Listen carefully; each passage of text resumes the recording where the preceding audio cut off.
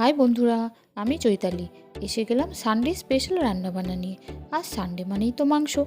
আজ করব চিকেন কষা। তার জন্য নিয়েছিলাম 1.5 কিলো চিকেন। কড়াইতে তেল গরম করেই এতে একটু চিনি দিলাম। এতে মাংসের স্বাদ আর রং দুটোই ভালো হয়। এরপর পেঁয়াজ কুচি দিয়ে একটুক্ষণ নেড়ে নিয়ে 8-10 কোয়া গোটা রসুন দিয়ে দেবো।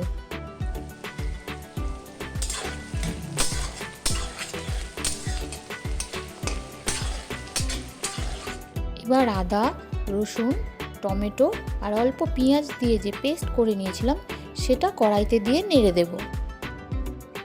এখন লঙ্কা, হলুদ আর নুন দিয়ে কষিয়ে দিয়ে দেবো চিকেনটা। এখন শুধু কষানোর পালা। দিয়ে দেবো আগে থেকে ভেজে রাখা আলু আর সামান্য জল। তারপর আবার কষিয়ে নেব। ফাইনালি গরম মশলা দিয়ে নেড়েচেড়ে নামিয়ে নিলাম আমার ঝালঝাল চিকেন। আজ দুপুরে রান্না করেছিলাম ভাত, ধনেপাতা বাটা, শিম আলু বড়ি দিয়ে ফ্যাঁসা মাছের রসা, চিকেন কষা আর টমেটোর চাটনি। তোমরা কি কি রান্না করলে জানিও।